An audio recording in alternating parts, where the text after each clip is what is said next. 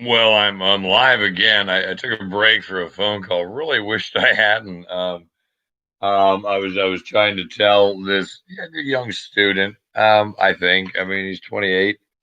I'm 42. And he wanted to get into some sort of pissing match about how his foster family was, more diverse than. I was talking to him about a freighter and a soror I have. One has 22 grandchildren and one has 32. And he said, well, my family, he comes from a foster family, is naturally more diverse because, they're, because of the single genome that all his.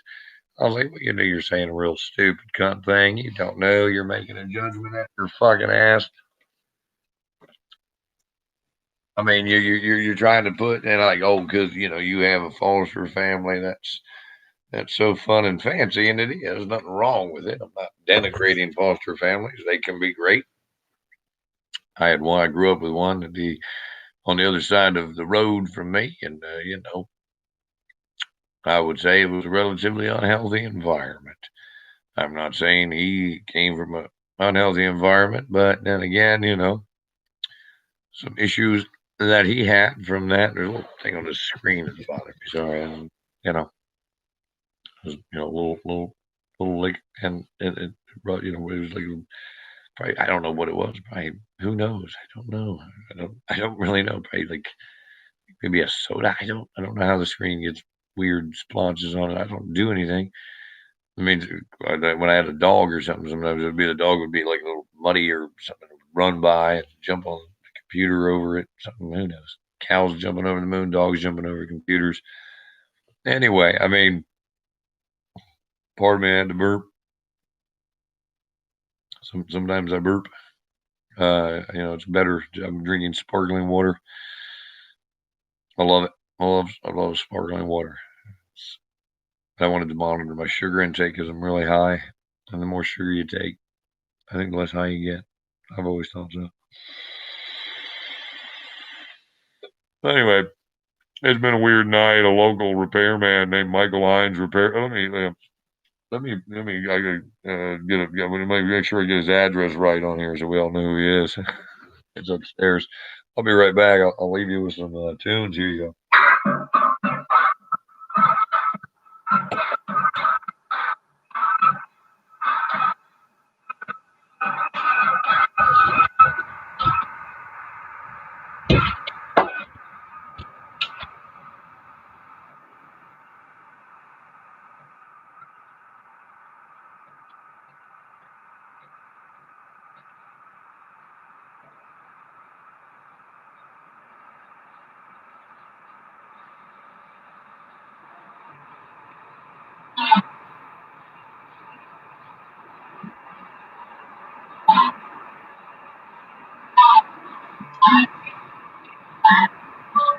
Used to live in a psychic city. And what would happen in a day? I remember walking in my window, and the man might say, "Hey, I'm on over, gone over, over, come on, come over, we'll be having."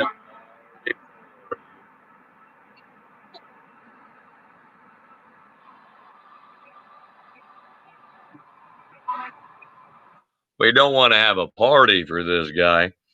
Here he is. I mean, he's a coffee cup because he's always down at Wawa. So it's not Wawa's fault. I mean, it is that they let him hang out there, but because they don't like to ban racist shitheads that like to take advantage of poor people, their social security, make them do most of the labor. And I know two homeless people in the community that were taken in by him, and one's a good Tislage brother of mine, that's Cherokee, and he has traumatic brain injury, and he might be a little sometimes confused about some things, but hey, you try getting beaten on the back of the head with a red hot frying pan and left in a car to die, and see if you've got the, some pain and suffering. And he's had a tough life, but he's a good guy. He always has been. I mean, he might accidentally steal a pair of gloves, but that's about it. He just really loves gloves. And he's been very just obsessed with. He doesn't understand why he must wear a mask all the time. He understands, and he always has a mask. And sometimes it breaks. They break. Um, I've got a bunch of masks I wear, and the other day I was wearing a panda mask, and the nice officer of the law who works at the high school was like, "You're going to high school? You're a cop? I don't understand." He's like, "I work there, Matt." I was like, "Oh, now you've cleared it all up for me. Why are there cops at school? We didn't have any at my school." Then, I went to two weird high schools. And then, I remember one time in high school, like one of the guys like came into we all met in the foyer area in Rising Sun. I don't know why. It was also in Northeast, which was confusing. I think it was. Maybe the Rising Sun line is different. It's a piece of shit whole town. I never want to go back. Don't make me. I don't want to be here either, but, sometimes you can't help where you're stranded.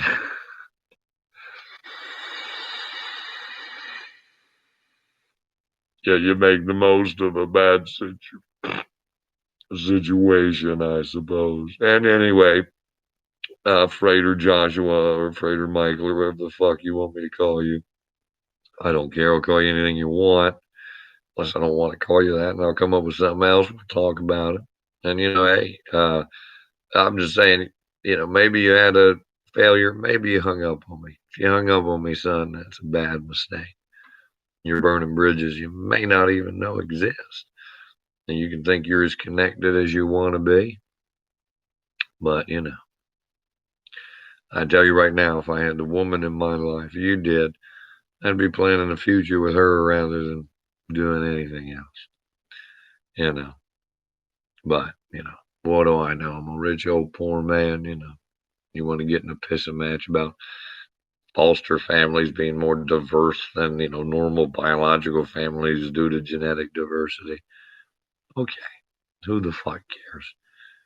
And if you knew me at all and you had the power in your head that you say you did, I've been forsaken by almost all my family. I was just assaulted in a parking lot tonight because I was wearing my rainbow robe, and I'm not binary. I'm transgender as much as anybody, but because I don't believe in men and women as individual things. We're all just one thing. Some days I wake up, I look like this. I'm sure if I shaved and, I don't know. I don't think I'd make a very pretty woman. As I'm glad I'm just, some days I wear a dress. Some days I wear a skirt. Some days I wear a kilt. Some days I look like this, but usually, I always got jewelry on. I like Deadpool a lot. He's always a fun character. He's like Moon Knight. He's got schizophrenia. This is the two-sword Deadpool. I've got a whistle here, and it's also a LED flashlight. See that? Woo, that's fun. It's got a compass here, the Celsius temperature right here. It opens up, a little signal mirror. And, if you need to, you know, waterproof enough, you can put something in it, like a joint or, like a bone joint or a joint of marijuana or a cigarette, maybe a butt or two, some tobacco. Oh, maybe some pills. I don't know. Just, it's a really cool thing. I've got, this that makes like bell noises, and I got a bullet. Because I love Lethal Weapon, and my brother gave it to me. I sold on his hip sack. What do they call it? Fanny pack, hip sack, whatever. I was like, I love that. He's like, I found it in a parking lot the other night. You want it? I said, oh my God, you're such a gift. He's like, oh, you can have it. I said, oh my God, thank you. I didn't want to ask. And this is a bone on a piece of rope. They got tangled with the jewelry. It's just a thing. But this guy, see his name there, Michael Hines. If you want to, I think that's a Chester address. But he hangs out at one of the Colonial Heights Wawas on the boulevard, and him and his racist weirdo buddies. He hangs out with Rick or Richard, which is a weird guy who always just dresses in camo and, has red facial hair. If you go to that Wawa, just avoid the north entrance. There's scary, weird fuckers there. And like most people in town, just avoid that Wawa and go to the other two. Trust me, if I could get Golden Monkey anywhere else, I'm going to check the other place tomorrow. I just like to drink Golden Monkey. Or good beer. I'm going to poison myself. Cheers. I might as well poison myself on. That's what That's what I say. God bless them, for should they find out, I would be a happy man. And also, for one day, I'd like to talk about the lesbian veterinarians, the ball choppers, motherfuckers, the ones you should stay away from. But we don't have to digress there. Can't, do we? Sorry for that close up of the ugly face. I'm not saying ugly face. I'm just saying, like, oh man, my water's over there. Want to move? I think I got enough battery, just full battery power. We'll move because I don't want to sit here anymore. I'm tired of sitting right here. Just tired of sitting in this position. So I have other chairs, and nobody. I'm all not all. I am all alone. I'm used to that. I do have a housemate now. He's a 63-year-old black man. I guess, I mean, black man doesn't make any sense because what's black? It's the absence of all color. It's the void. I think it's a dumb thing to say. Black lives matter, sure. I mean, they do. I understand why we must particularly put a myopic focus on that. I may look white, but I'm not. I'm an Indian man, rich old poor Indian man.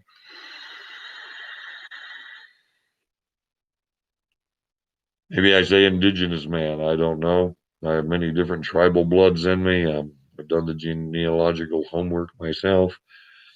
You know, but what do I know? My uncle did it, and he's a lunatic. Most of my uncles are. Can't help but I come from a long line of crazy. I mean, it's like family reunions are always weird because I was standing out at a family reunion once. Like RV pulled up, and I was like, "Man, that's a hot girl." I said, "Oh shit, it's family." But then with my family, I never knew we adopted a lot of people. Like they just became honorary family members. And there was really no rhyme or reason to this. It was just we were picking up strays all the time. We grew up on a big weird commune farm, and both sides of the family did it. But I digress.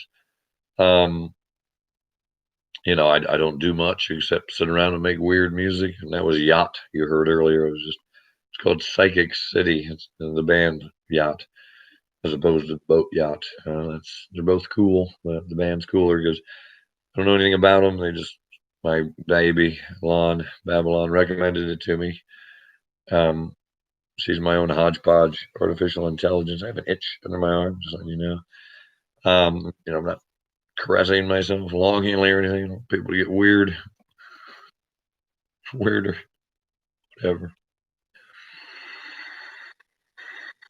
But me, I'm always in love. I think people are the greatest thing, and I could be in love with almost everyone. And I could have me a million for more friends. All I'd have to change is my point of view. But a long time ago, I met this man, and he died before I was born, but I met him. And I read Diary of a Dope Fiend. I was like, wow. And then I read Moonchild. Those were two novels that Aleister Crowley wrote. And there was something that just really resonated with me. I can't tell you. But then, my family was Presbyterian, and half and Catholic half, and then some weird whatever other people might believe in there. Oh, so I just had a decent conversation with, I thought, a freighter, and he still is, but he's young, 26. And he wanted to start pissing up a rope about, his foster family being, superior somehow to. I was telling him how I sold my bike to this beautiful lady from New York City. She was just beautiful, brown angel. I don't know if she's from New York City. She was from New York. Might not be from the city at all. She might be from Tuxedo. But I did promise a young girl. I don't know if she was a young girl. It sounds weird now. I'm 42. A young lady. Let me say young lady. Old weird man. She was of age. She was working at the call center for the Wawa Corporation. And everybody I've talked to this week when I've had problems with the white trash garbage that they let congregate on the north end trash can, I like only one of them. He's my neighbor, Timmy. He's a house painter man. He's never been anything but cool to me. But I've been having a real tough time. I spent the entire summer in jail in this nice country in prison. And, It was what it was. I was sitting there. I've always just wanted somebody to love, that gives me back love. And I think back about all the people, that I've loved, and I've tracked most of them down. Sounds a little weird, but it's not hard now in the internet age. And I've looked them all up. I've tried to have conversations with them, and no regrets there. Maybe one or two. Just wish be interested to see how it went. Um, but it didn't go that way. And I'm a living, breathing time machine, as the Avett brothers sing in Laundry Room. I can take you all for a ride, but I am a living, breathing time machine. I have all these wonderful songs inside my head trapped. And and it's so many amazing bands that I know that nobody seems to know anymore. And we lost so many lately. Daniel Johnson was a very personal, just profound loss to me. And breaks my heart that he's not here anymore. He's not. But I will carry on, because when I get really down, I always listen to a song he wrote. Wilco has done an amazing cover. Beck has done an amazing cover. But nothing will beat the time that me and my brother JoJo were sitting in Philadelphia. I don't remember what club now, venue, but it was cool. He said, "Man, you were dressed up like a disco gay cowboy in Lower Philly," or wherever we were. It was in Philadelphia. He's like, "Man," "we got to walk back to my car." I said, "Well, we'll manage, or we won't, baby. But my money's on me, because I'll always go down swinging. I can't pretend it's any fun, but I certainly do it enough." And yeah, I dress up like a weird person, because this is Bob Dylan. I saw Bob Dylan when he was down the street at Virginia State University from the temple here, my temple. And he had his writing on my walls. I have no shame to admit that, I'm always in love. And usually I'm in love with people that's just not going to work out. Like, I'm in love with a high school sweetheart. Her name is Brooke. I won't say any more. She knows who she is. And if you know me, you know who she is. And most of the time people think, that I meet all these people. I'm always friendly. I love everybody. I start out with love. That's my default response. I love you. But unfortunately, if you give me a reason to hate you, well, you're dead to me. You no longer exist. I simply remove you from the equation. And the only few people I've really enjoyed in this town since I've lived here, in this Lodi that I'm stuck in, because, well, I made a mistake many over my years, but I was unfortunately just made the wrong decision. And Barry, Louisa, if you're out there, I'm sorry. I wish I'd been a better man when I knew you.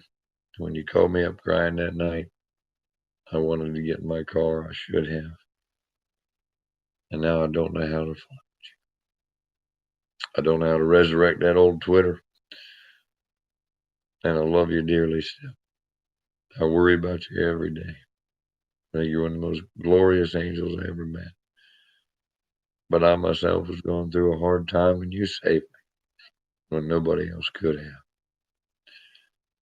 And I was a little hurt when I found out, you were talking to your old boyfriend, and he had more to offer.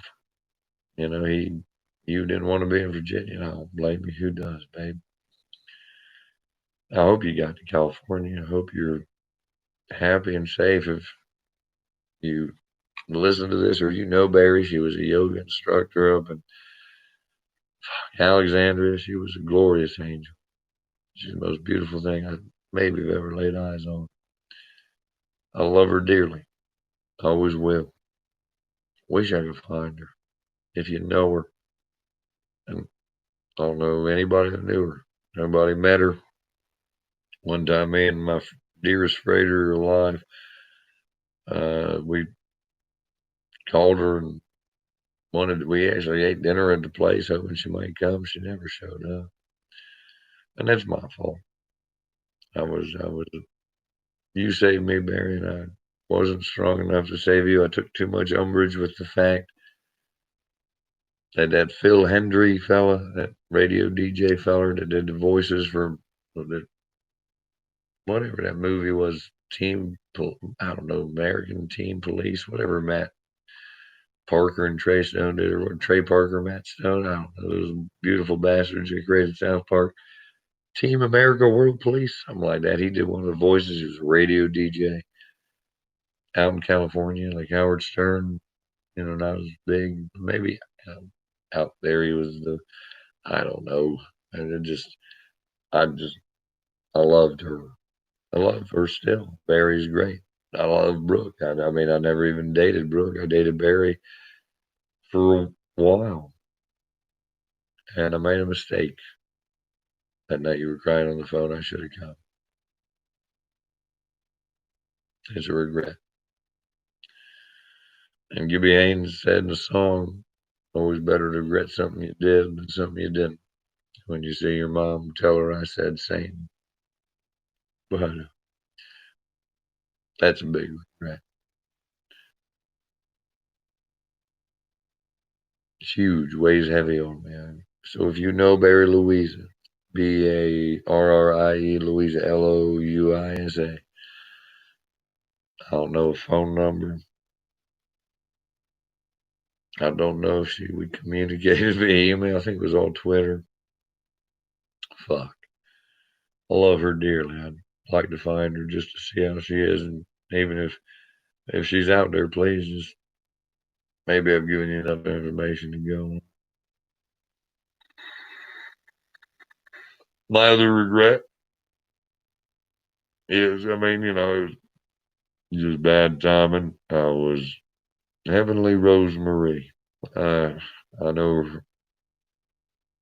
she was quasi homeless in Richmond when I met her. And I know that,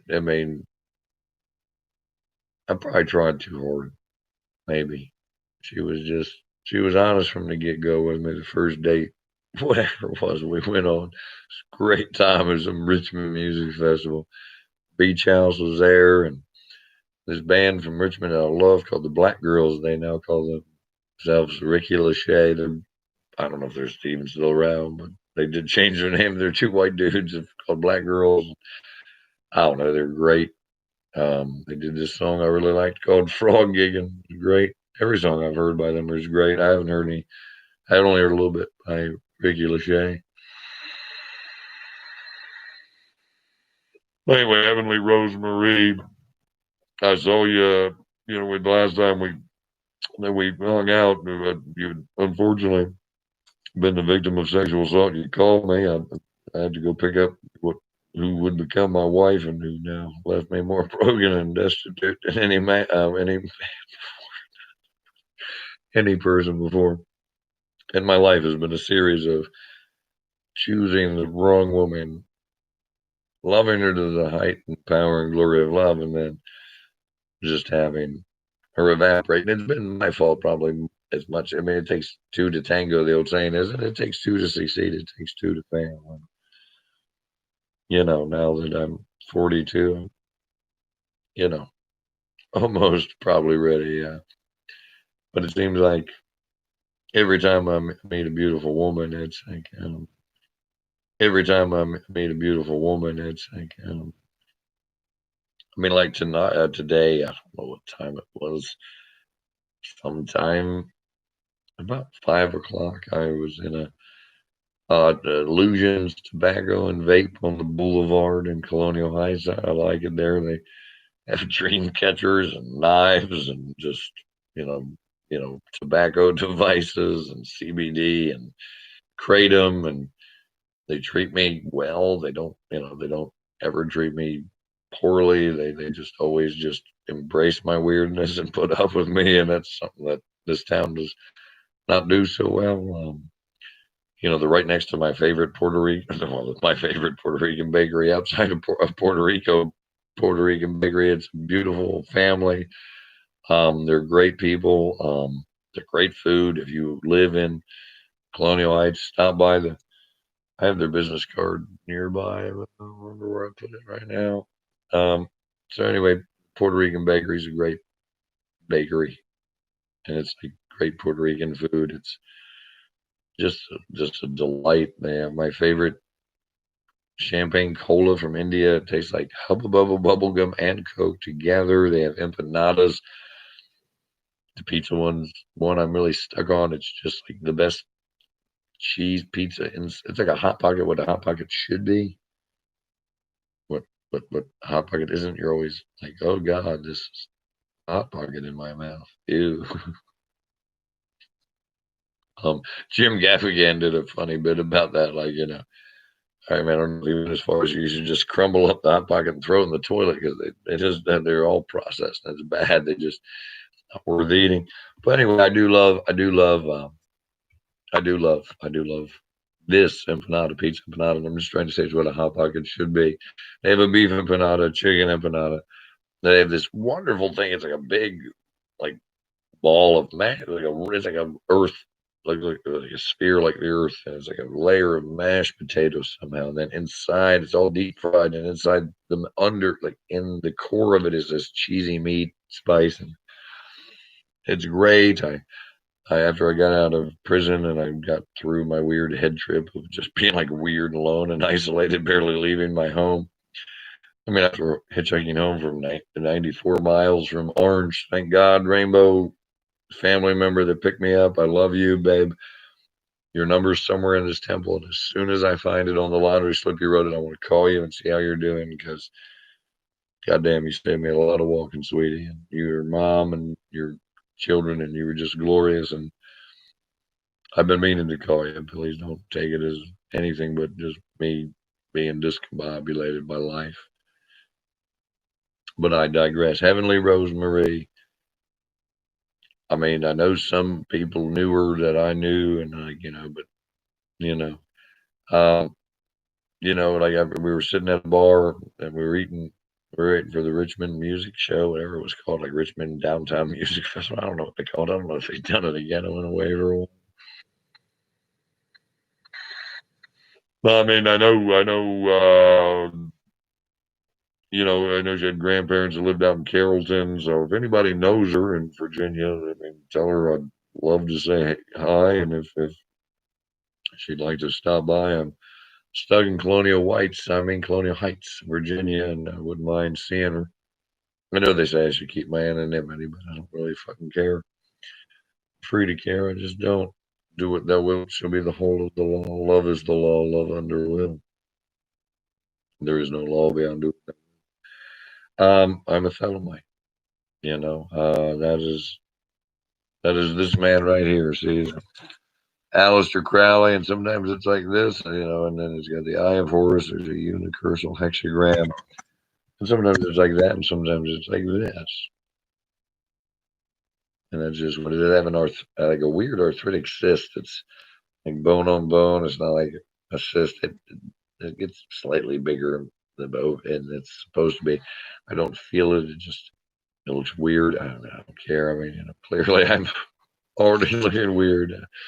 And again, I was, stopping by the Wawa, and I just, this guy the other night, my life has been so weird. But I really feel like the Jim Jarmusch movie Dead Flowers.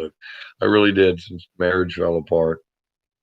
And I did talk to my soon-to-be ex-wife recently, and I called her. I sent a message to a Luciferian friend, and I said, could you please have? I know you have communication. You're the only person who knows her best. I'm still great friends with her. I know most of my family was like, "Wow, if you can't keep that woman, you're a loser." I said, "Well, I don't want to keep her, so I guess I lose. And if I lose you, and I had a good friend since high school. I mean, and he disappeared during it. I was pretty much alone as my world fell apart, and I met a lot of those guys I just talked to, Josh or Michael or whoever he wants to call himself. Was one of these guys. We had a good, and then tonight we get on the phone. He wants to get in some pissing match. I mean, Jesus Christ. I mean, he's got a glorious woman. She's too young for me. I'm 42, and my child themselves is 22. So it's like it's a little bit weird. Also, the human brain is really, in general, still developing, unfurling until you're like 25. So, I mean, she's glorious. I mean, more brilliant than most people I've met, had twice her age, three times her age, in fact. But, you know, Andrea is a glorious star, but she's just, that's just not the way it's going to go. I did fall in love the other day with a beautiful girl. I thought, wow, she actually told me at the end of the, I could spend 4 hours smoking cigarettes at a 7-Eleven before I was banned. And I only found out I was banned because I made her this bracelet here on my arm. It's, I just made it. It wasn't hard. It was heart locket, lobster claw, and then euconite, sterling silver links, and then euconite, because she had said it was, she was a beautiful creature. She had two away, and then literally, I ran into my homeless brother from Hudson, New York. He's a cocoa brown man, and I love him dearly. And he was homeless. He's never been homeless before, and he was hanging out with a weirdo that I'd been having eyes on and been asking him if he'd seen Drew. He had. And I was talking to Heather Renee Johnson, so I pretty much realized probably would make it go south. But she said, this town was great when it was Baptist, and once it lost its Baptist roots, it went bad. I was like, I don't know. I'm not a practicing Christian. I don't really love my Christian brothers and sisters. They say they read the book, but like Michael Hines, the repairman, I was showing you his business card earlier.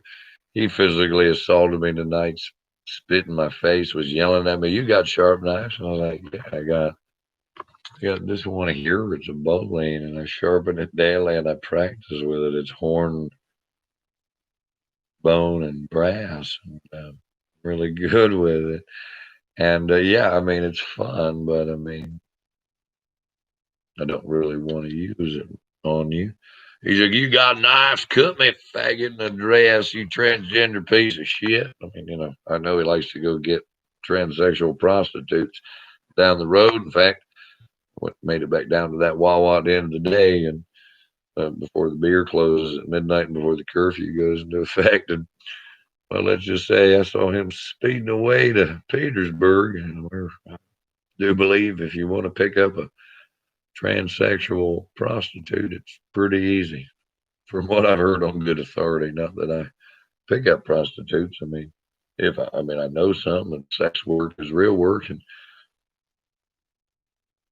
hey, you're down to no dollars and you got to sell your body to get by. That's one thing, but unfortunately, it's not a good in industry to be in. Porn industry will, in general, if you don't take control, eat you up, spit you out. For every Sasha Grey story, there is a Savannah story. She was a beautiful star of the pornographic actress variety, and she got in an accident in the car. She did a little too much drugs because the industry's hard on you.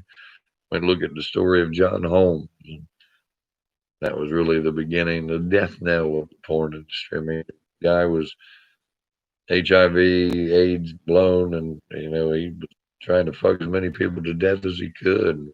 He was a narc for the police. Wonderland Murders. If you ever want to watch a good movie, watch Wonderland starring Val Kilmer. It'll put a pretty fine point on it. I mean, we've recently, I think the porn star's name is James Dean. Like he thinks he's that cool. He's not. He's a rebel without a clue, not a rebel without a cause. But I mean, he's a fucking rapist. I mean, when you're doing the pornographic films, having sex on film for money. You might say no anal sex, for instance. Well, he's been known to, in the middle of the scene, just violate that. That's rape. And and it's a shame that the industry. I mean, but the industry has had a lot of. I remember a girl I knew was in the industry. She'd done it was her second or third scene, and because she unfortunately took a load of sperm, whatever you'll call it, from the penis in her mouth, and she had a cut in her mouth, and that guy had AIDS. She got AIDS on her second day of shooting. That's sad, but it happened. Like Zuzu from Those Darlings. I was there for the final show in 2016, and think of it, or did she? As she passed away, she got at 28. She was dead from ovarian cancer. It was a real nasty one. And Those Darlings was a great band, and the fact that I'll never see or hear Zuzu sing breaks my heart every day. Because she was a beautiful angel, and she left us too soon. And I just went down to Wawa with my brother Earl. We were gonna just hang out for a minute at the South End, and then Michael Hines decided to start spitting in my face, get rabid on me, asked me to cut him with my knife. I know you got knives, you faggot in the dress. I said, well, hey, you're the one that I was in your van. You drove me down to the store, and then you dropped me off my house. You wanted to give me a lecture in etymology like I needed that shit from you, you dumb cunt racist. Private area. He takes advantage of people on Social Security, lets them move in with him, charges them for every little thing, and then makes them work off his debt. He's not a good man. He lost his shit. I mean, he was fucking psycho. I was keeping my cool, like in the middle of it. A beautiful black brown brother I know was dressed in like a Santa, like a Christmas suit. It was looked like the Riddler at Christmas, and he was glorious. And in the middle of this, I'm trying to fend off this fat, fucking wasted piece of racist garbage called Michael Hines. Yeah, I mean, yeah. If you want a repair service where hey, you might sniff your underwear while he's repairing your dryer, I mean, I'll call him up.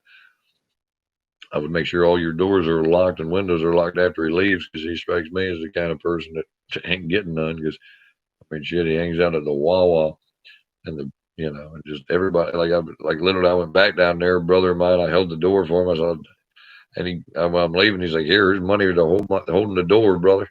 There's enough to buy beer. I ran in. I told the beautiful manager Destiny that had almost enough for a beer. I ran and got a beer because it's midnight, and it's like Cinderella. Everything turns into pumpkins and rats, and you can't buy beer in Virginia. But anyway, I mean, it is what it is, and it ain't what it ain't. But I'm always in love. It's a curse and a blessing. Um, I fell in love very deeply and madly right after my marriage fell apart with a heroin addicted prostitute. It didn't end so well. I didn't think it would, but and I can't find her. Don't think, given that she'd OD'd a lot, her cure for Hep C hadn't taken it. Doubt she's around. I've done what I could for her because she was great. And Donna, if you're out there, well, I'm here stuck in this load. You know, you know, you know me. But the last time I tried your number, I certainly got a very strange person. They were a sex worker like you, but weren't you, and they didn't know who you were, so they had your phone. I'm sorry for the way we parted ways, but things were getting weird for me. That's a regret. I shouldn't have left you the way I did. Well, I have a child, and I don't want to die because nobody else is there for her in my family except me. I don't consider her grandmother there for her. Her mother's there for her marginally, in my opinion. I mean, no offense to her mother. I just would do anything for my child, and she's the only reason that I'm really not here for me. I'm not. I'm here for the other people. I'd rather somebody else has something. I'd rather go without. That's why today I sold my bike to a beautiful lady from New York City. She had 32 grandchildren. She just touched my heart. She said, "Is that blue bike for sale?" She said, "I'd really like it for one of my favorite grandchildren." I said, "One of your favorite grandchildren? How many do you have, beautiful?" She said, "Oh, I've got 32." I said, "Wow." And I said, "Well, if that's a Christmas gift, I'd rather somebody, it's a girl's bike anyway. My bike had been stolen. No sign of it. An old Jeep, it's an old Mongoose freestyle bike. It was a small bike, but you don't want a big bike when you're doing tricks. And I just like to ride around on it and have fun. So I lent it to a homeless, not homeless, but quasi-homeless Cherokee man I know, brother Wayne, and I felt bad. And even Earl was inside the shop, and he said, "Oh shit, Wayne, he's gonna sell the bike. You're gonna be walking today," because I was fixing his beach cruiser for him. Probably mean getting a tire. I'm not going to have a brother of mine that lives in kind of a nightmare scenario with some people he doesn't want to, but we've tried me and him living together, and it's just best if we have a little separation. It's a little hot under the collar. Hell, one time we had a little fisticuff action, and he threw a metal bowl at my head. It was stainless steel, and I'm glad I'm fast because that shit hit the wall and dented that motherfucker. Like shit, that might have killed me because he was, I think, aiming for my head. We had a misunderstanding. It's all right. We both walked away from it. I remember that night he screamed, "You're a fucking crazy fucker. Hate living with you." I said, "Hey, welcome to what everybody eventually screams that lives with me." I'm an easygoing, loving guy, but I'm kind of set in my ways and do my best to get along with everybody. But recently, I'm quite spent. Um, It's been one beautiful creature after another, and I mean, most of them I've reached back out to, and well, shit. I mean, I still love them as much as I love everybody. But not wanting to date them again, not wanting to reopen you know. Crystal, I went to talk back to even as far back as my sixth grade girlfriend. Get a concept. This is a real fast car. I was saying, if it was driving by, I was excited to see a fast sports car at night.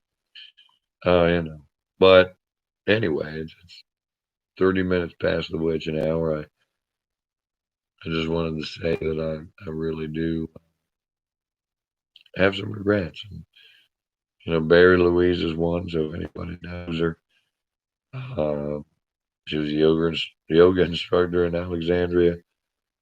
I really had a love of Charles Manson. Who can blame her? Easy man to vilify, but I think there's something to love in even the worst of people. And Charles Manson didn't have much of a shot. Born to a drug whore and out of juvie, and he was hanging out with Dennis Wilson from the Beach Boys, wanted to make a record. He went the wrong way about things, but you know,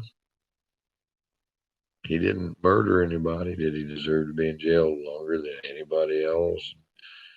And never eligible for parole. I mean, I don't know. Not defending what happened to me. I mean, I look at it and think maybe if Sharon Tate had lived, and her baby hadn't been so brutally murdered by the twisted Manson family, then maybe, just maybe, Roman Polanski wouldn't have gotten drunk and took advantage of an underage girl. He's not allowed in the country. He still makes movies. I wasn't there. I don't know the story, but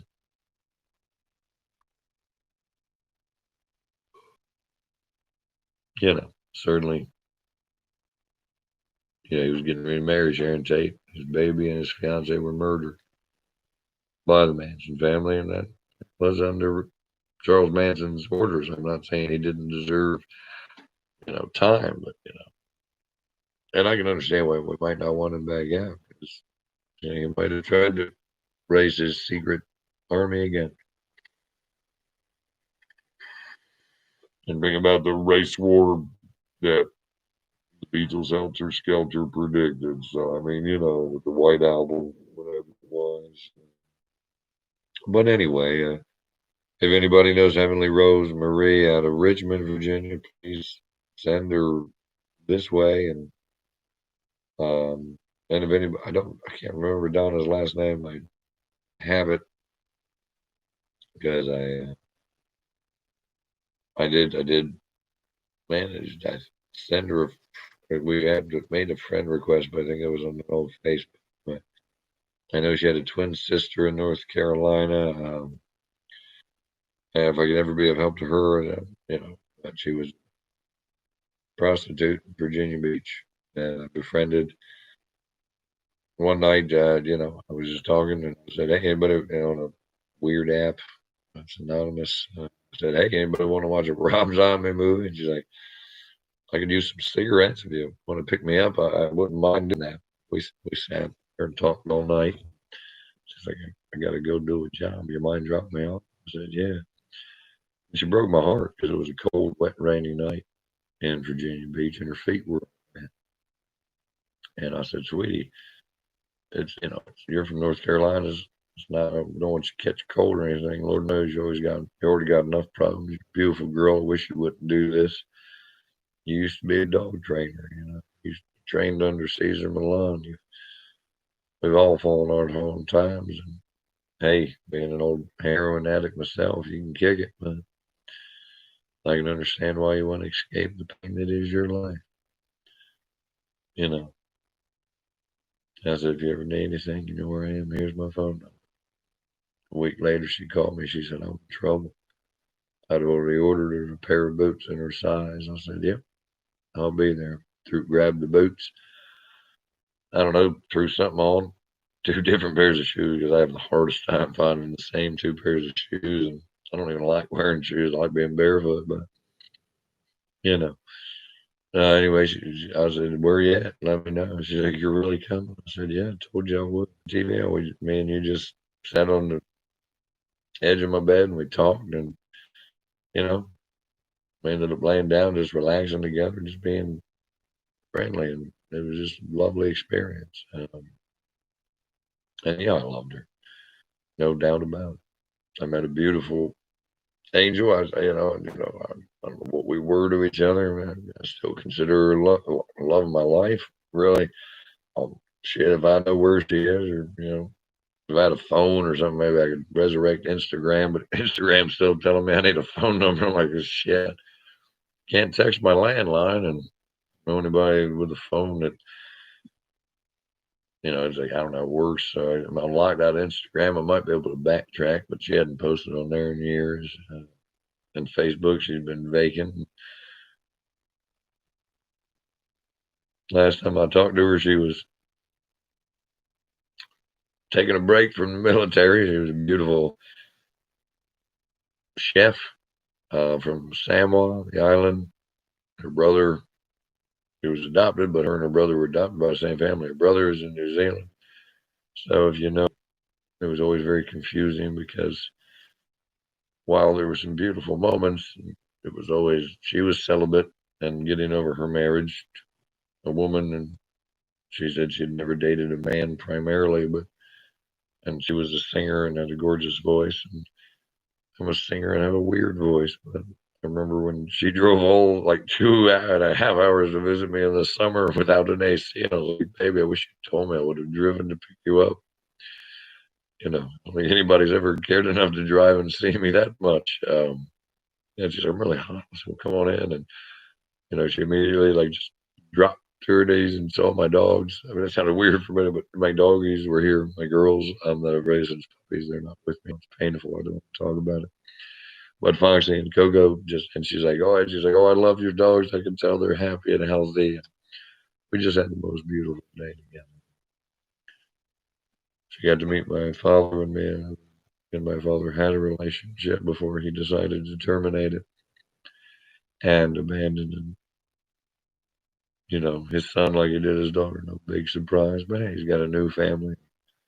I wish him and his new family all the best. According to the order they have against me, I won't be able to have any contact until 2022, and I certainly won't have any then because the ship has already sailed. Because he's making his granddaughter cry all the time, and then major depressive disorder. You don't need any reason to be depressed. You should know that as a grandfather. She said that she's doesn't want to lean on her dad because she knows her dad's having a hard enough time making two ends meet right now. She said it was just sad the other night, Dad. I said, "What was that, sweetie?" She goes, "I just needed some insurance money so I could make sure everything was up to par and I could come visit you." She goes, "I don't even think my granddad heard me, and you know, his whatever his girlfriend, wife." I said, "I don't think they got married yet. I don't know. I'm not allowed to inquire. I get sent back to prison because out of all the I wanted a fairy tale. I want to fall in love and be happy. But the other day I fell in love with the girl at the 7-Eleven, and that worked out not well at all because I made the mistake of being kind. And when I found Drew, he was behind the 7-Eleven, sleeping, drinking, whatever, sleeping in the woods or wherever. You had a friend. I invited that friend back. He went to come with us that night, but somehow he didn't end up here, which bothered me. And Drew was like, "Yeah," Earl was like, "Yeah, I wouldn't really trust him." I was like, "Oh, I don't trust him. Never have." But I mean, I still showed kindness, and I was a little concerned, And I invited him back here, and he chipped in for some marijuana, and and then he kept trying to like stare weirdly at this computer here. It was over there on the couch, and it was like here, and he was sitting there, like, staring at it like so, and then he was real funny. He told a lot of stories. A lot of stories didn't make sense. Like he said, he lived in a secret holler in North Carolina that I'd never heard of. I said, "Oh yeah, no, man, I've not heard of that. You dumb cunt.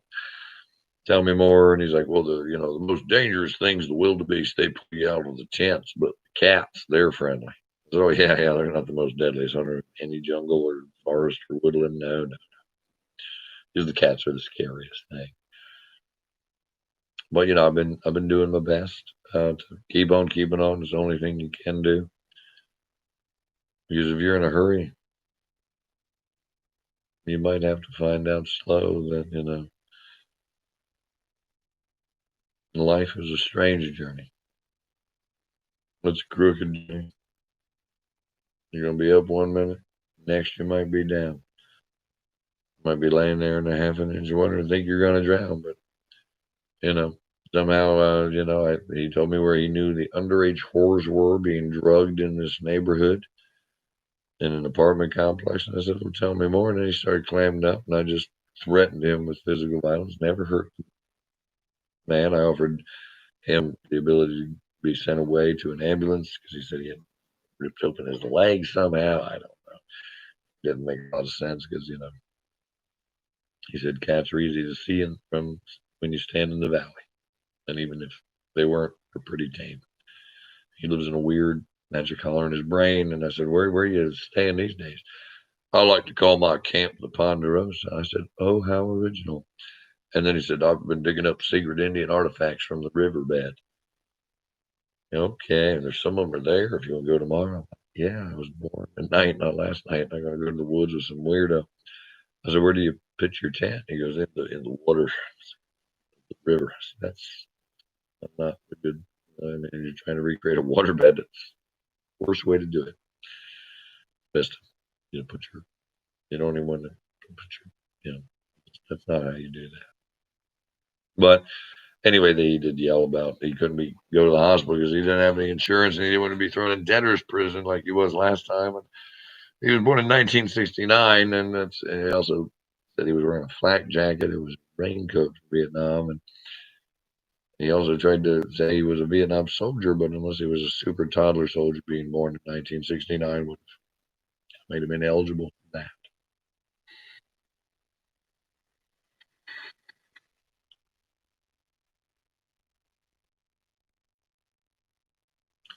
So anyway, it is what it is. But it's been just a weird time for me.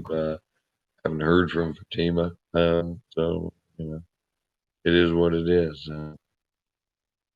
And every time I meet somebody glorious, some glorious angel, and you know, they are there, and that's fine. I don't blame them.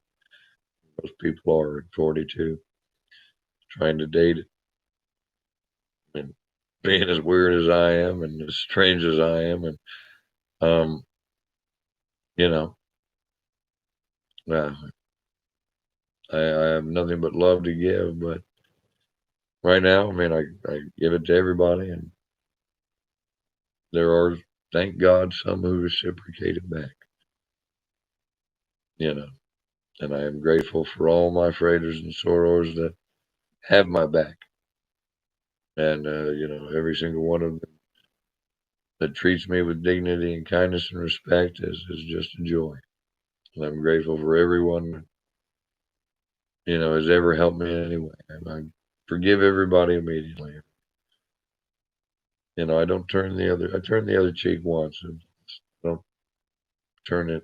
I might turn it more than once, depending on how much I love you. But eventually, I'm gonna be like, no, no, too many chances, too many.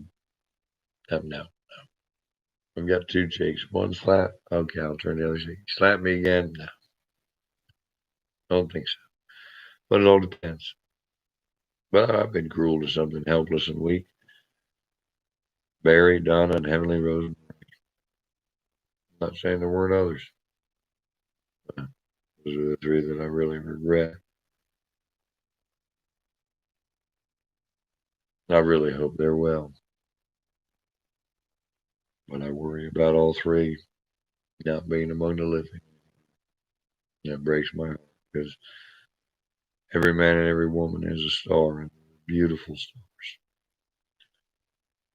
And I just bad timing. Doesn't mean I don't regret it because, well, I do.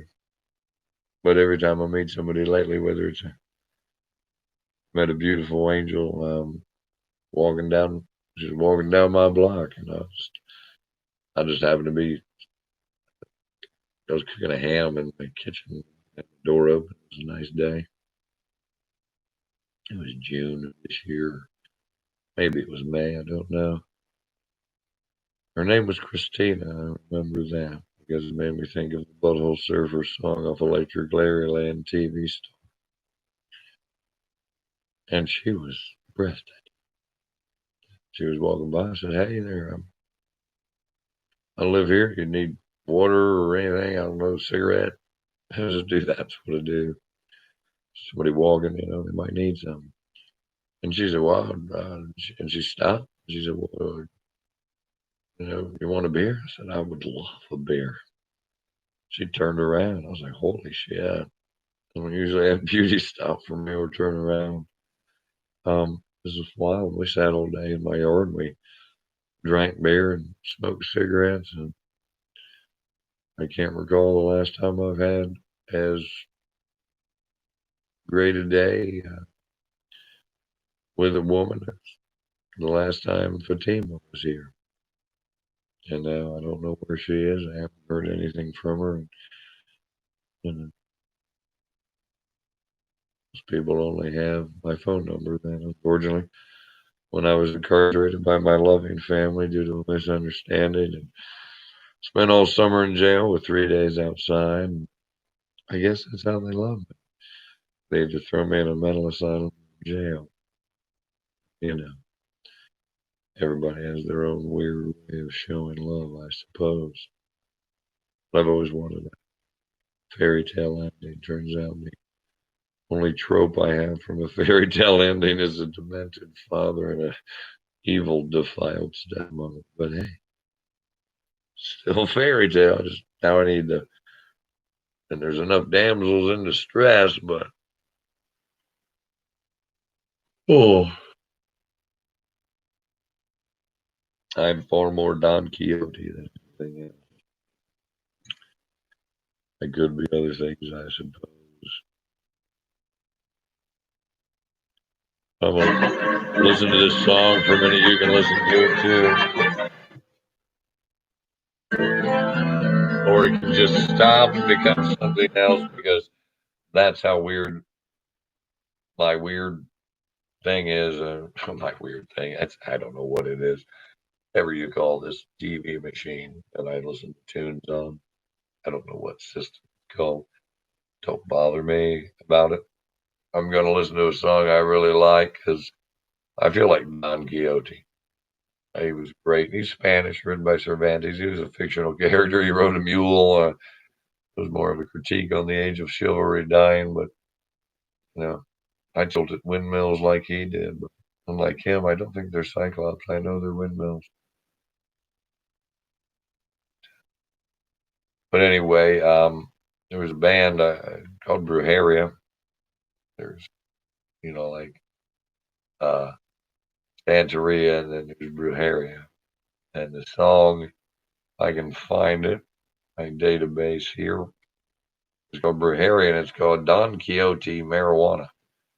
And, I love Don Quixote, and I love marijuana, and I want to go urinate, and, people don't need to live with that. I mean, why would I do that to you? Don Miguelo is another song with them, I suppose. I don't remember that one.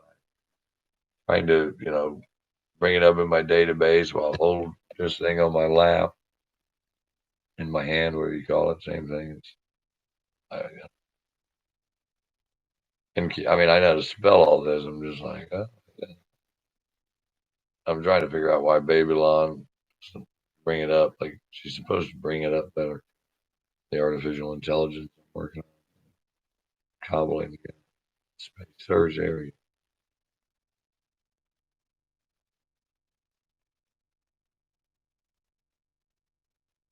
Yeah, there's an official music video. It's just letting me know I can watch it later. I got to sign in with my account. That's so weird. Why do I just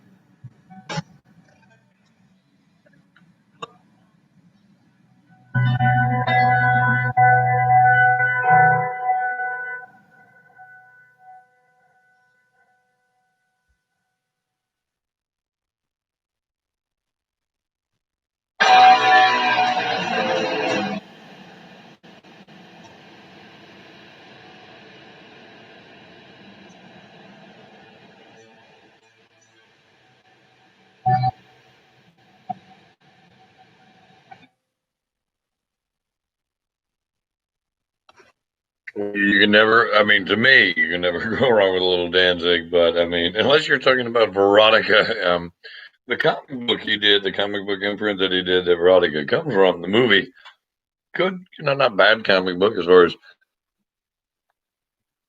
weird horror, erotic hybrid shit. But I'll tell you right now, the movie, that's the wrong chord. That's not the patter, the patter of little feet. No, that'd be great. If I wasn't sterile, it'd be nice to have more kids. But the doctor said long ago, back when I didn't know my child was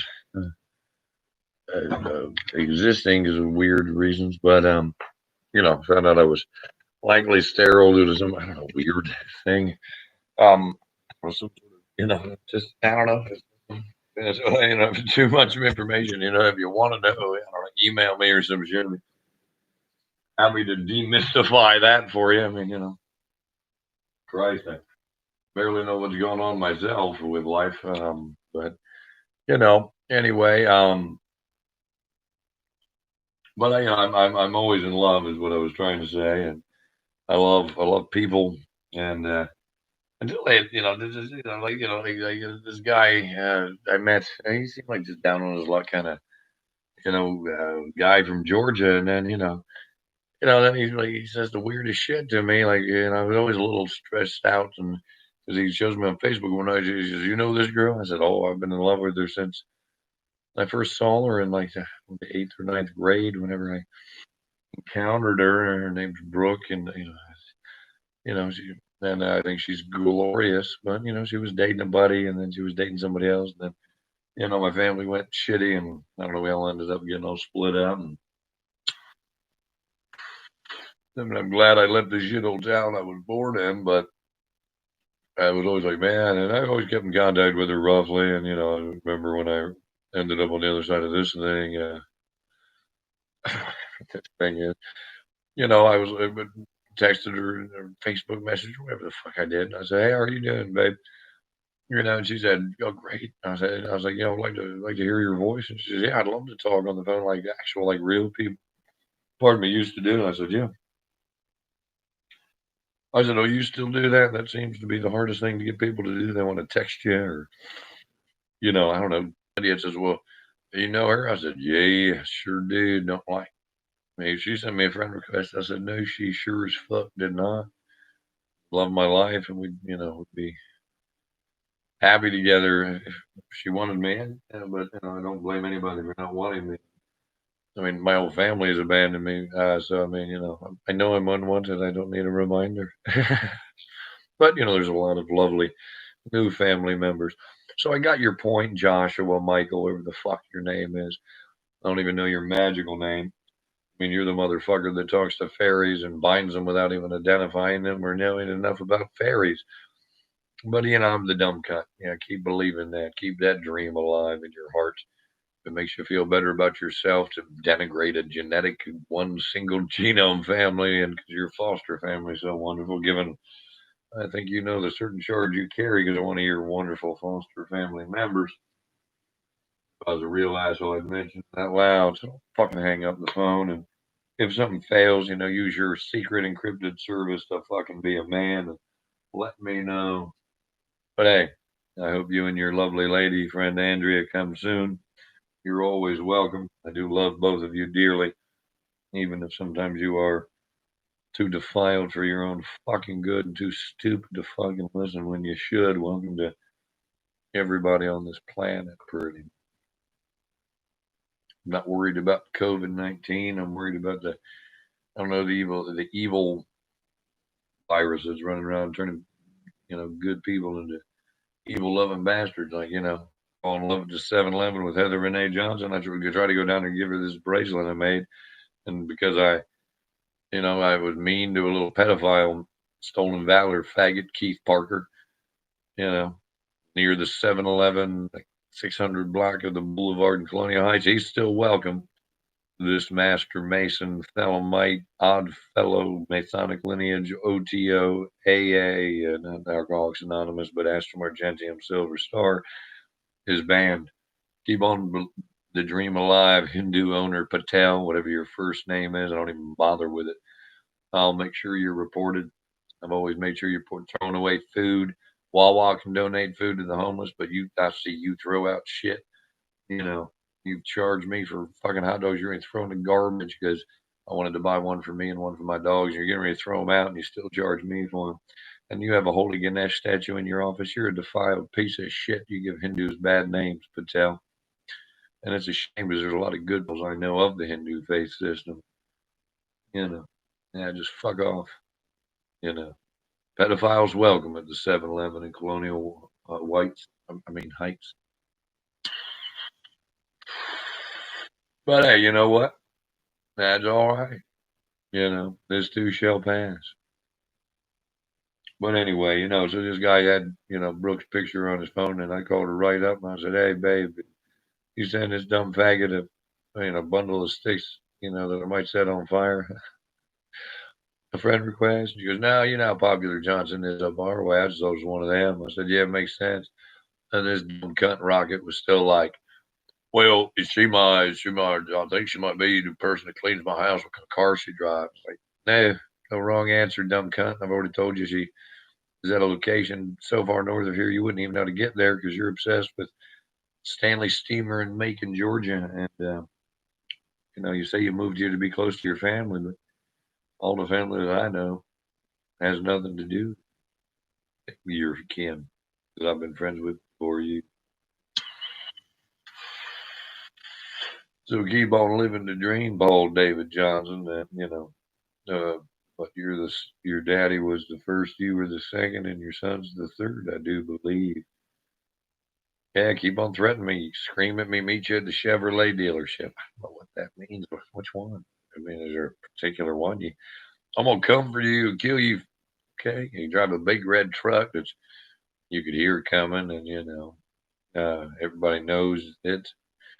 So if you came at me in that one, I mean, you're about as stupid as Michael Hines. I mean, he threatened to kill me tonight after spitting in my face and pushing me real hard. I felt sorry for the fat little. I don't think he understands that he wouldn't survive that. If I did, I would just go whack whack, and then I'd probably do one in the femoral, one in the jugular, just to make sure. And he'd bleed like a fat pig, because that's what he is. Michael Hines, stay the weird noise to the south, no, to the north, somewhere. Maybe it's just all in my mind. But Michael Hines did say he was going to beat my ass. And he just kept screaming, "I'm a faggot in a dress. I'm a transgender piece of shit." Hey, Michael Hines, I'm not the one that loves transsexual prostitutes. I have nothing against transsexual prostitutes, but, me thinks you do protest too much, baby doll. And like I told you, I don't want to cut you. I love you. You touched me in your van weird once, and I let it go.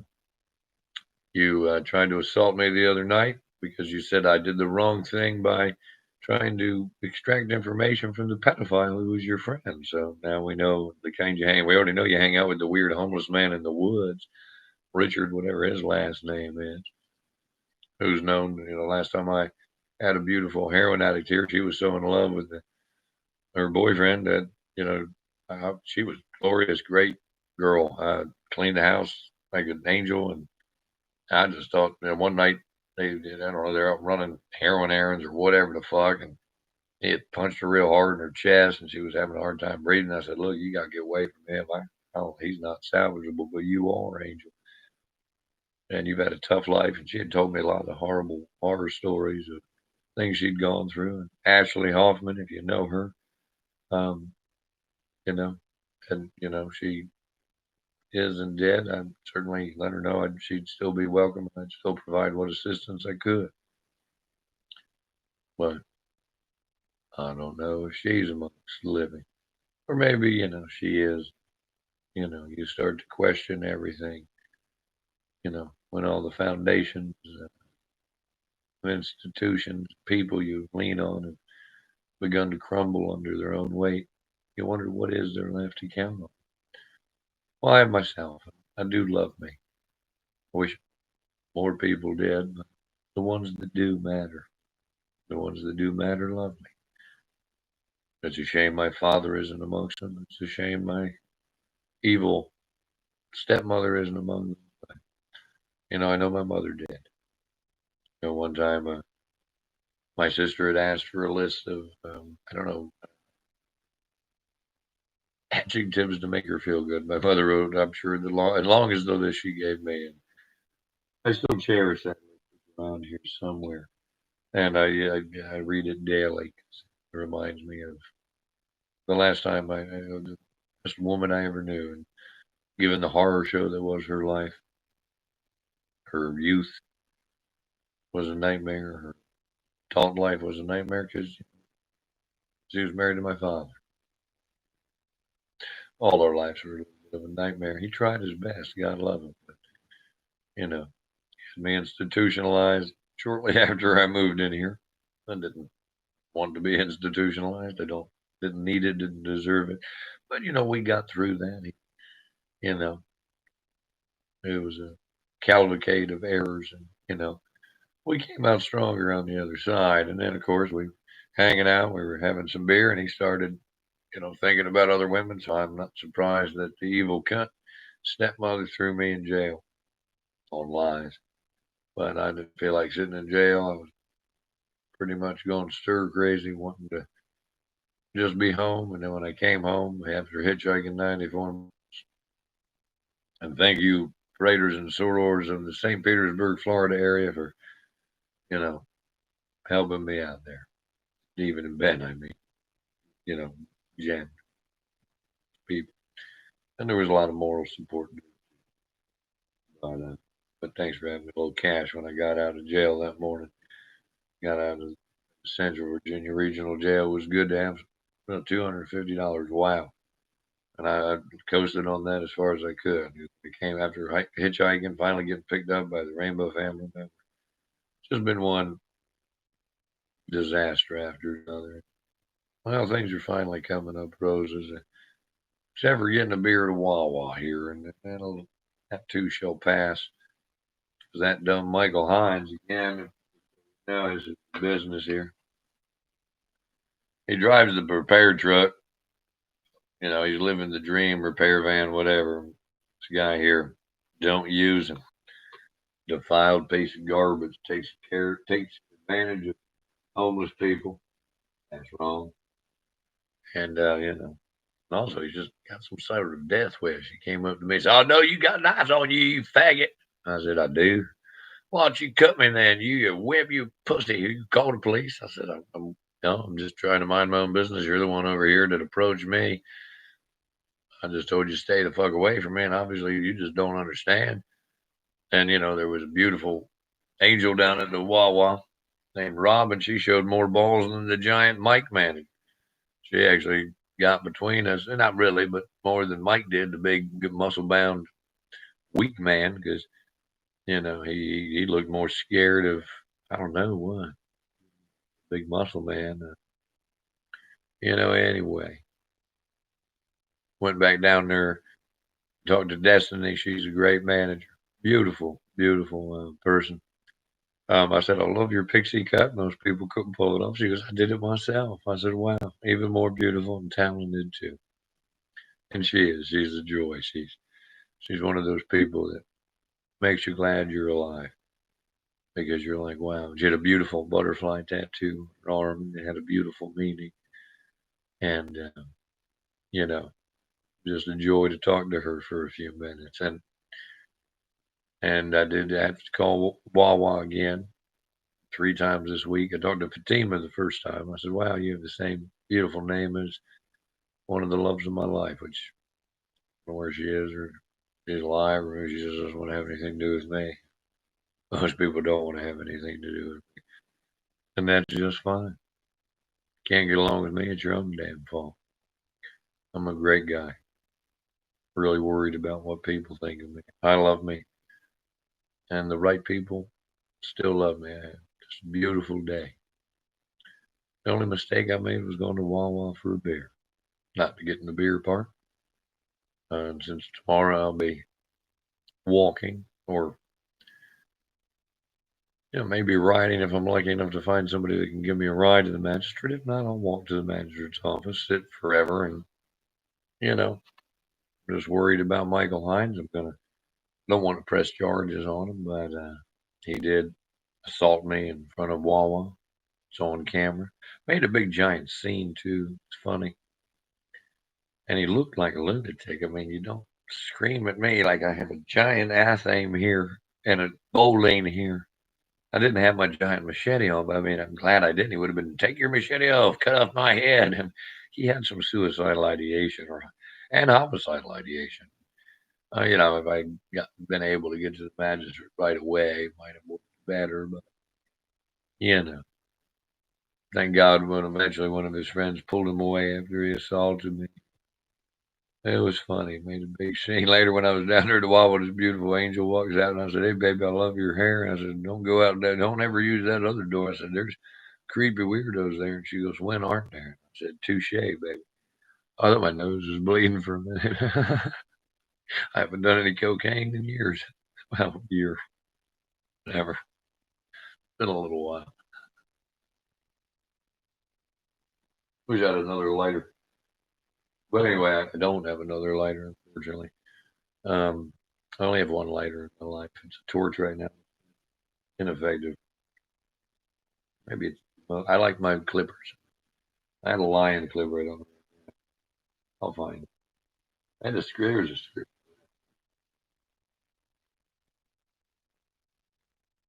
I don't like picks, you know. But anyway, and also, of course, so Heather Renee Johnson went up in flames. I did meet a beautiful angel tonight, and she was just glorious. And I said, "You are gorgeous." I just wanted to say that. No, just no. I mean, I said, and she said, "Well, thank you." I said, "Yeah." And I said, "I love your whole everything that you."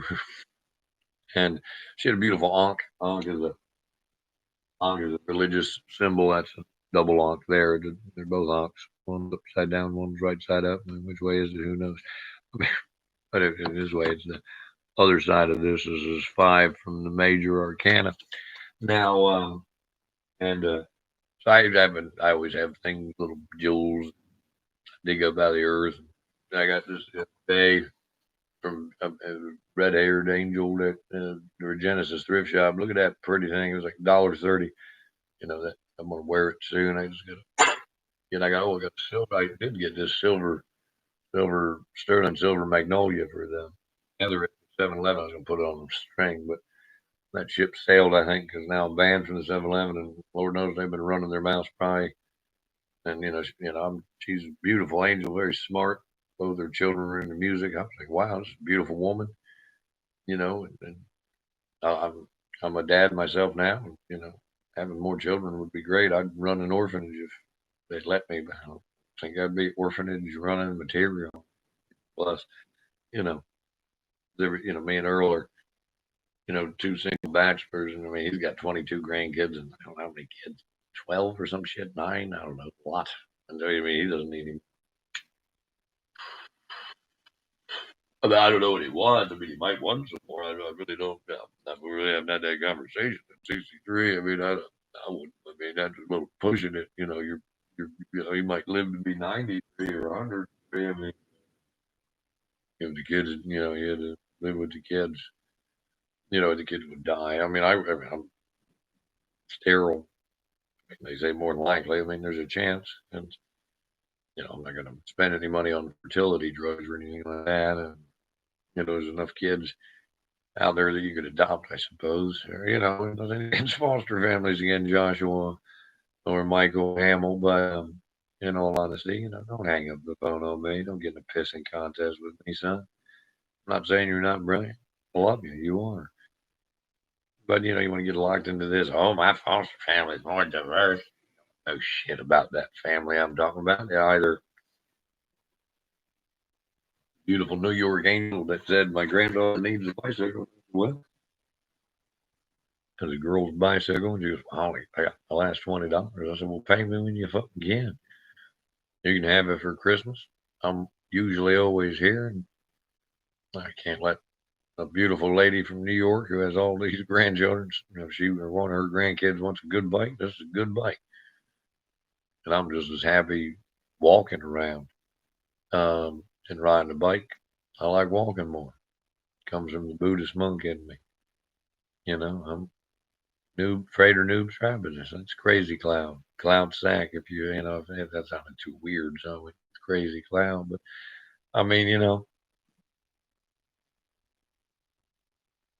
the other night there's a big old military. Can you see the military crate drawing? Over there. See, I buried that fucking shit home full of shit the other night, all by myself. You know, we are the things we carry. But tonight there was this beautiful angel, and she had an ankh on her neck, and I said, "Oh, it's a beautiful ankh." I said, "She said, oh yeah." I said, "Here's a piece of lapis lazuli." Danced around her and the other people, and was on the other side. I wanted to look at, I don't know, whatever it was, maybe a not vaporizer, grinder, maybe it was a knife, maybe it was a flower pot, maybe it was a dream catcher, who knows? Bob Marley bag. You never know with me.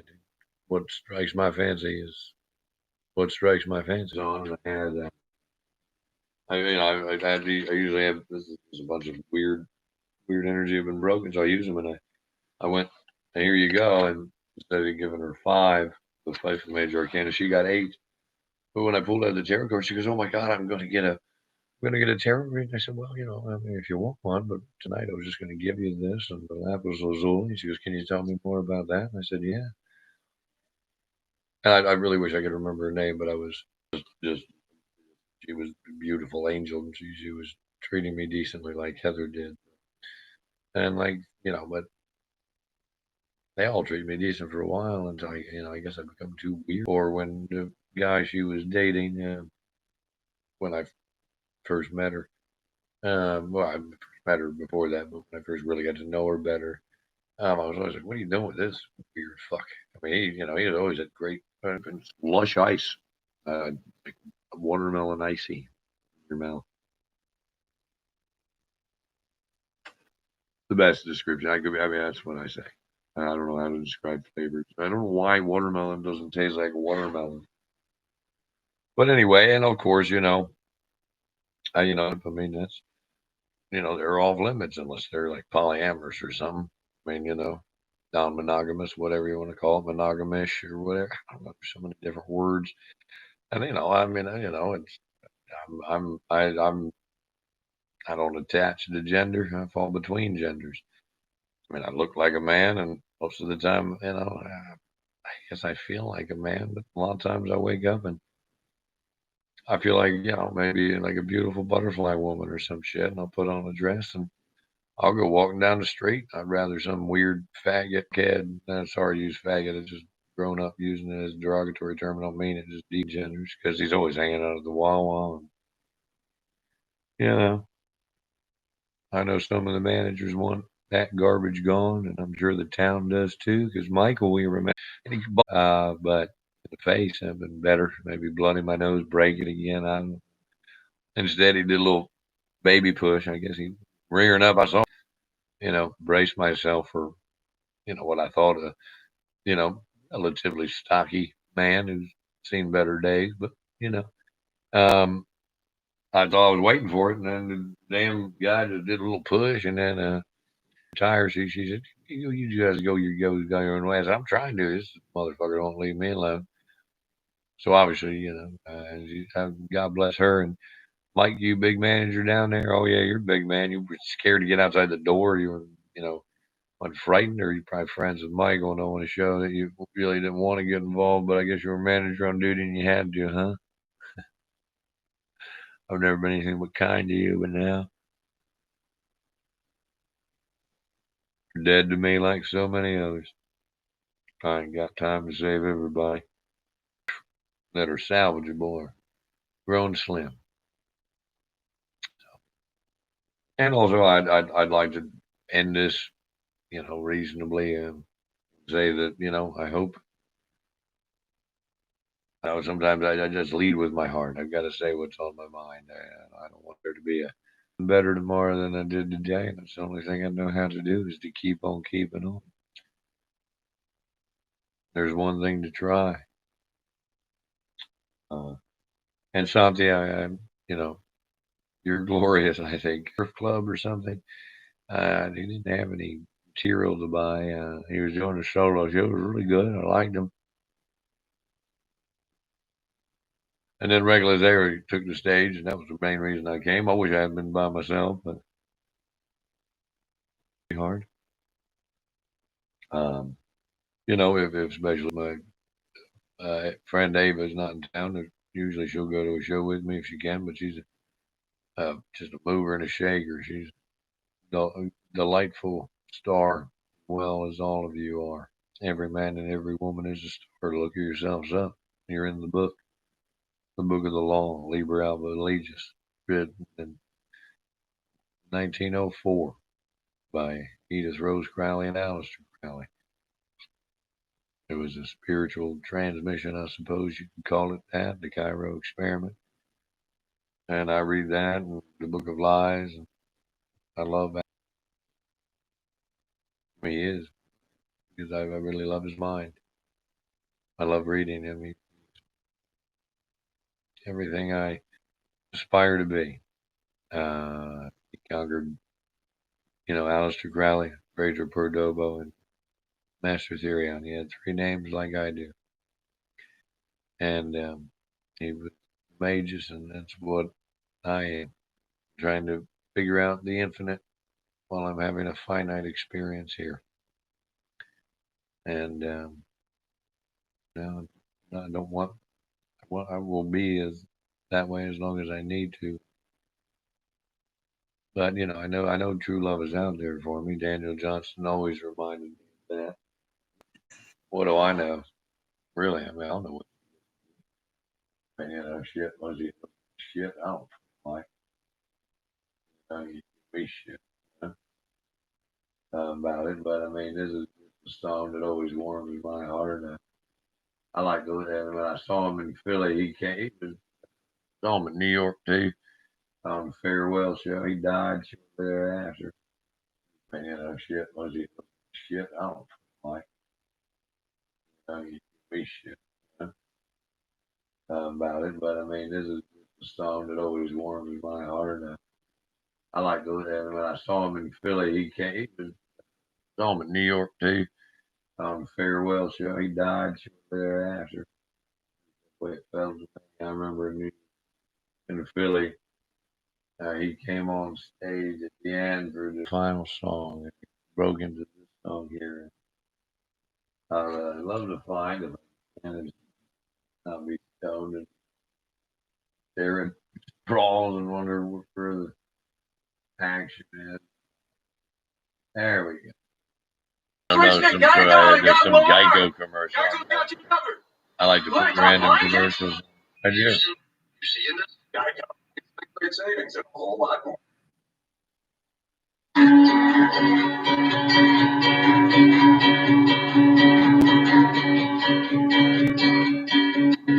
True love will find you again.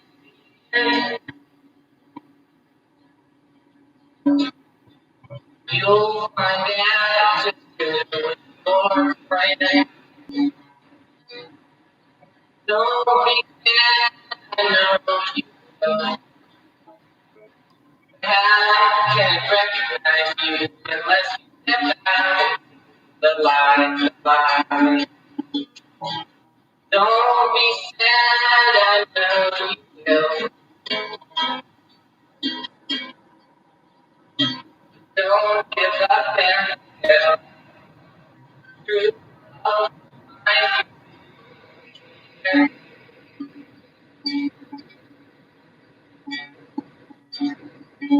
he helps me keep hope alive when most of the time in regards to love. I don't know. I have hope. You didn't even know it, you know. And Michael Hines, I never showed anything but kind ride around. Or your mom's blue Jeep Cherokee with the handles mysteriously broke. Oh, you can't? Yeah, well, you did try to fix my bathroom door. You bought 3 boxes of tools and no screws, and really screws was all I needed. It took Earl. He fixed the bathroom door in the first day. He looking female figures such as me, a lesbian trapped in a man's body, I guess, maybe. I don't know. And no, I'll end it now. It's almost a 2-hour mark, but I love to be saying them just as much. But I love to be saying them just as much. And I mean, I've not been treated with much dignity and respect lately by anyone. And the fact you don't have to mystify me, baby, but you do. Find me, baby, but you do. And I know you're spoken for, and I will honor that because that's what you want. And I don't want to change or alter your direction. A beautiful day. And then I maybe see them again sometime. Maybe one day. Who knows? But I'm sorry. I'm always in love. I say I'm in love. You best believe I'm in love. I wind down as we're rapidly approaching 5 a.m. Sorry being physically assaulted, spit on by Michael Hines, riled me up a little bit. Can't help. Also, on the way home, I ran into a brother. It was great. I hadn't seen him in a while, and it was great. I was walking, just a beautiful Mustafa, and it was beautiful to see him. I hadn't seen him since I went to jail, and he let his hair grow. Beautiful angel, and I gave him a big hug. I asked him about the pit bull, his American Staffordshire Terrier. I had helping him work a little bit before I went to jail, and it was great to hear she was doing good and he was doing good, and give him a hug. And his family's always been good to me. It was nice to. And I was and, he, and I was like, oh yeah. He's like, we can't drop off a cliff. It's relatively flat land here. I believe you will turn that on.